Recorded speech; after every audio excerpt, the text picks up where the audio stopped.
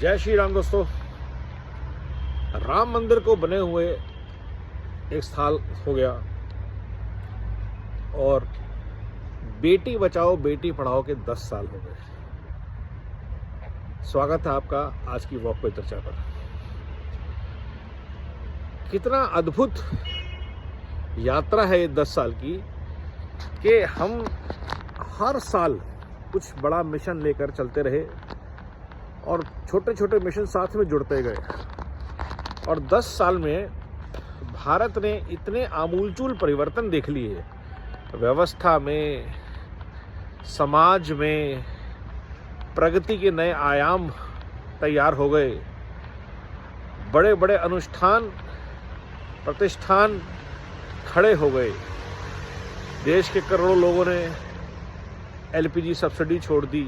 बेटी बढ़ाओ बेटी बचाओ जैसे, बेटी पढ़ाओ बेटी बचाओ जैसे आंदोलन खड़े हो गए और इस यात्रा में हमें राम मंदिर के दर्शन भी हो गए, रामलला विराजमान भी हो गए। ये 10 साल की अद्भुत यात्रा भारत ने तय करी है।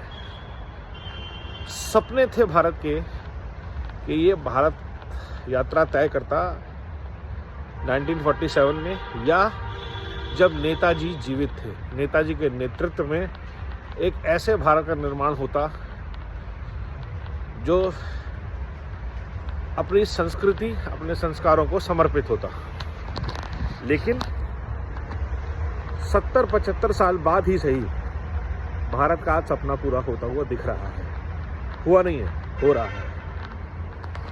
ये जो गति शक्ति जैसे आयोजन हैं, ये जो संकल्प से सिद्धि जैसे प्रयोजन हैं, इनके तहत भारत की जो वैचारिक क्षमता है, जिस तरह से मोदी जी युवाओं को जोड़ रहे हैं अपने साथ, 1 लाख नॉन अलाइंड किसी पॉलिटिकल फैमिली से युवाओं को राजनीति में लाने का संकल्प एक बहुत ही अच्छा संकल्प।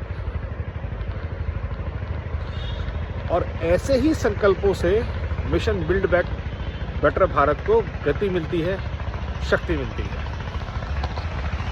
तो जब भी मोदी जी अपने प्रोग्राम्स के आउटकम्स शेयर करते हैं, वो एक बहुत ही अविस्मरणीय यात्रा होती है। और उससे अच्छी यात्रा ये होती है कि एक नेता, एक प्रधानमंत्री, एक प्रधान सेवक अपने किए हुए वादों को ट्रैक करता है कि जो उसने बात कही उसको उसकी टीम, पूरा देश कैसे अडॉप्ट कर रहा है, अडेप्ट कर रहा है, डिलीवर कर रहा है। जैसे ODOP आपने शायद सुना, 1 डिस्ट्रिक्ट 1 प्रोडक्ट। यूपी का एक आइडिया जो आज पूरे विश्व, पूरे देश में एग्जीक्यूट किया जा रहा है, जिससे कि लोकल लेवल पे आर्टिजन्स को, क्रिएटर्स को, इकोनॉमीज को सपोर्ट मिलता है। एक्सपोर्ट बढ़ा के, या PLI स्कीम। मतलब इतना अद्भुत है कि भारत ने आत्मनिर्भर भारत, वोकल फॉर लोकल जैसे मिशंस खड़े कर दिए। कोविड में वैक्सीन मैत्री का हम सब ने देखा। तो अगर आप ये 10 साल की यात्रा देखेंगे, और सबसे बड़ी बात, इन 10 सालों में किसी मिनिस्टर पर एक दाग नहीं है। गडकरी जी हों, निर्मला सीतारमण जी हों, हरदीप सिंह पुरी जी हों, पीयूष गोयल जी हों, और ऐसे सारे नेता जो अलग अलग डिपार्टमेंट संभाल के बैठे हैं, किरण रिजिजू जी हों। आप देखते जाइए किस किस लेवल पे स्पोर्ट्स में ट्रांसफॉर्मेशन देखिए भारत के। ये नहीं है कि सब कुछ ठीक हो गया है। आज भी ब्यूरोक्रेट्स, अफसरशाही बैठी है जो फाइलों को रोकती है, अच्छे प्रपोजल्स को रिजेक्ट करती है।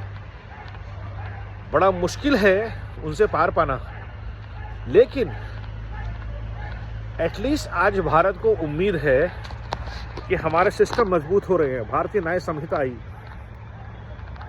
और नारी शक्ति वंदन अधिनियम पारित हुआ संसद में।